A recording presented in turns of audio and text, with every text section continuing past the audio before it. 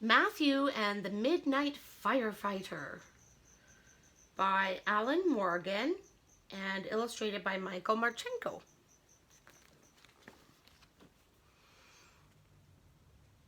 It was finally July, and the holiday weekend was just beginning. It was pretty hot, so Matthew thought it would be lots of fun to be a firefighter. He put on his mother's gardening boots and ran around his room for a while, putting out fires with the vacuum hose.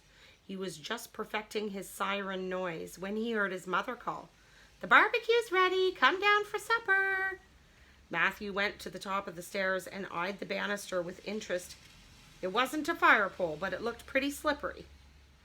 "Don't even think about it, Matthew Holmes," his mother called up from below, and she made him come down the slow way.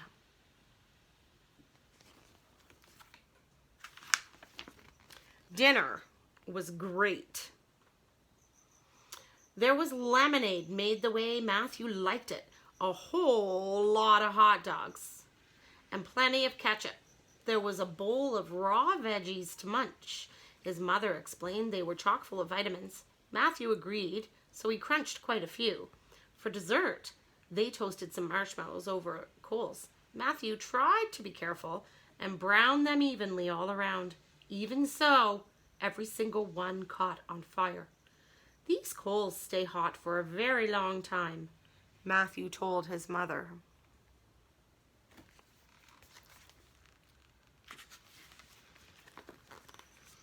When it was time to get ready for bed, Matthew arranged his fire boots in case he had to put them on fast. "A firefighter has to be ready," he told his mother.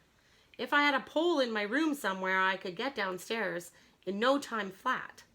Maybe when you're older, dear." "Do you think the coals in the barbecue are still hot?" Matthew asked. "They probably burned down to ashes by now. I put on the lid to make sure it was safe." It was dark enough now for fireworks, and the faraway sound of the holiday rockets boomed in the sky. Matthew's mother turned out the light, and they watched the colors flash bright in the night. The final display was especially fine. Matthew cheered. His mother smiled, and then she tucked him in and kissed him good night. Matthew lay awake for a while. He heard the sound of another rocket hissing up into the sky. "I wonder where it's going," he thought, as he fell asleep.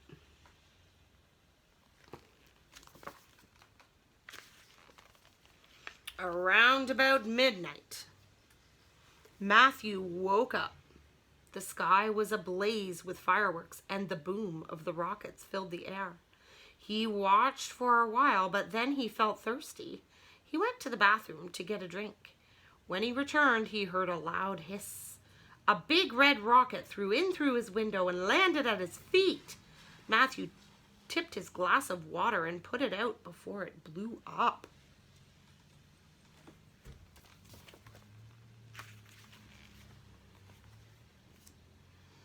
Ka-clang!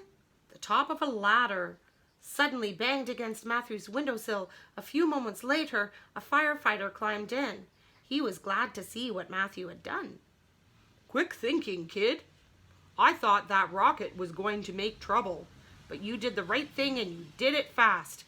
Ever thought of joining up? You'd make a great firefighter." "I was thinking maybe I might someday," Matthew admitted.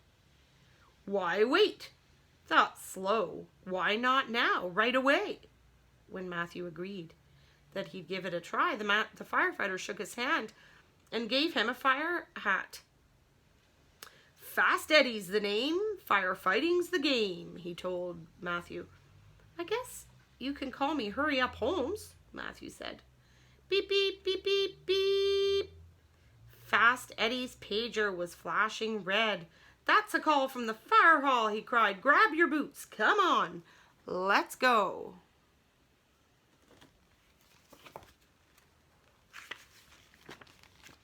Fast Eddie ran to the top of the stairs and jumped on the banister.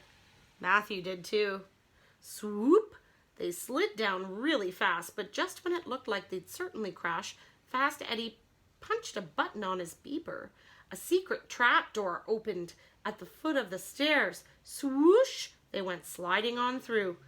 They flashed past the basement and into the ground, down, down, and around, and just when it seemed like they'd never stop, they landed kaplunk in the midnight fire hall.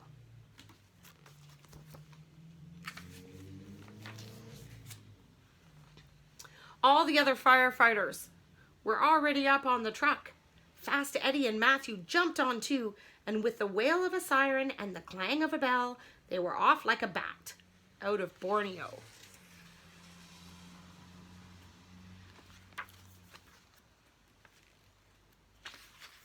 Soon they arrived at a large warehouse building. A neon sign was flashing on the roof. The Midnight Turkeys Rocket and Marshmallow Store, everything you need for the holidays and maybe more. The Midnight Turkeys were all outside, clustered around a barbecue.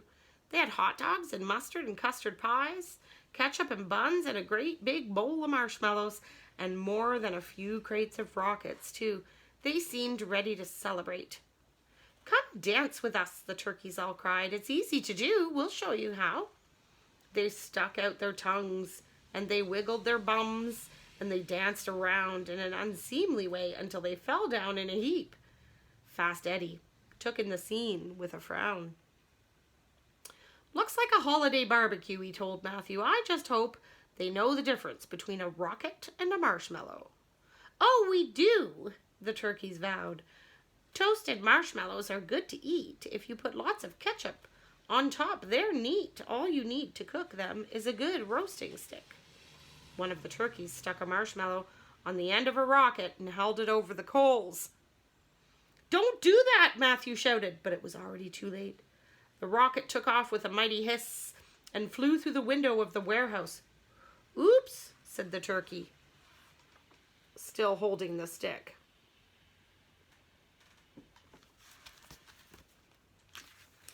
Kapow! A great explosion rocked the air. There were suddenly fireworks everywhere. Even the marshmallows blew up as well. Kabloog! Kabloog! Fat, gluey globs of white, sticky goo were falling like rain from the sky. The Midnight Turkeys got very excited as they watched everything explode. "Wow," they cried. "This is the best show we've ever had."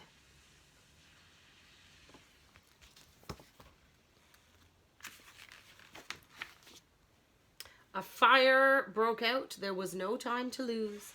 Fast Eddie gave Matthew the fire hose and hoisted him up on his back. He climbed the ladder in nothing flat. "Hold on tight," he shouted.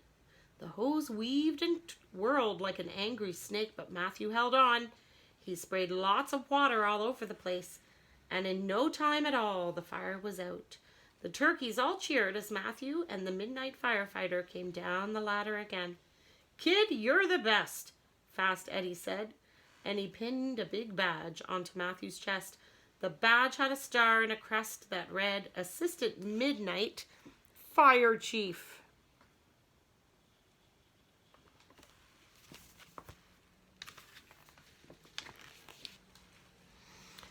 The turkeys were sticky with marshmallow goo, so they borrowed the hose for a shower. "Pass the shampoo," they told Matthew. "We'll need lots of bubbles. We're very sorry about all the trouble. It'll never happen again, at least for a while." "Sorry isn't enough, I'm afraid," Fast Eddie replied. "A fire's a very serious matter. You'll have to work to pay us back for the trouble you've made." "Work?" gasped the turkeys. They pulled their shirts up over their heads with a squeak of alarm, then peeked out the armholes to see if the danger was gone. "You could make them firefighters," Matthew suggested. "That's a perfect plan," Fast Eddie agreed. "They started this fire, let them put a few out." The Midnight Turkeys were quite relieved. They threw their shirts up into the air and jumped on the fire truck. They started the siren and rang the bell while they hummed a few bars of William Tell on their kazoos. "We're here for you."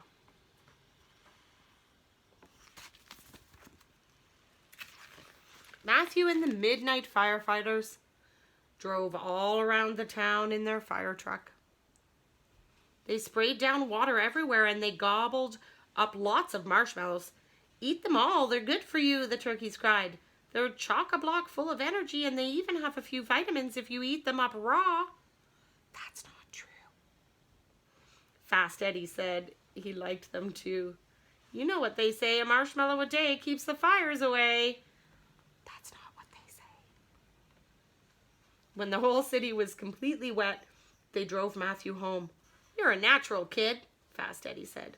Come help us fight fires whenever you like. We need speedy guys like you.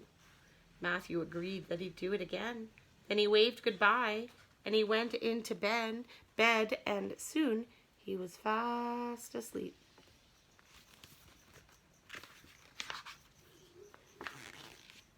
Around 6, Matthew woke up. He put on his boots and went down the hall for a glass of water. He poured out another to give to his mother in case she was thirsty as well. When he got to her room, it was hard to tell. Her eyes were closed and she looked pretty sleepy. Matthew held the glass over her head so she would see it as soon as she woke up. He was pretty sure it wouldn't take long, and he was right. A few small drips fell on her chin.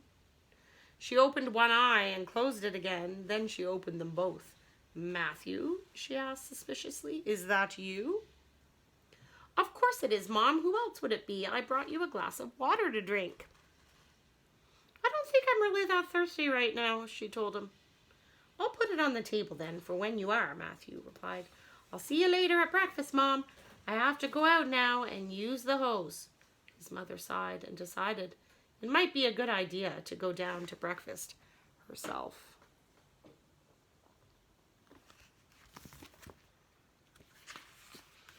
When she arrived, she found Matthew outside spraying the flowers. They don't need any more water, she told them. It looks like it rained in the night. That wasn't rain, it was me, Matthew said. Fast Eddie helped too, but I was the one who held the hose. Fast Eddie? Who is he? He was one of the midnight firefighters. All of us were. We had a big truck and we drove it around. We soaked everything in town. His mother didn't quite understand. So Matthew showed her his fire chief crest and told her the rest of the story, especially the part about the marshmallows. You need to eat right if you want to fight fires, Matthew explained. Fast Eddie said marshmallows are an important food. Let's have some for breakfast. I'm not at all sure that's a good idea, his mother replied. Don't worry, Mom, we won't have to light the barbecue. We'll eat them up raw. Like you always say, there's more vitamins if you eat things that way.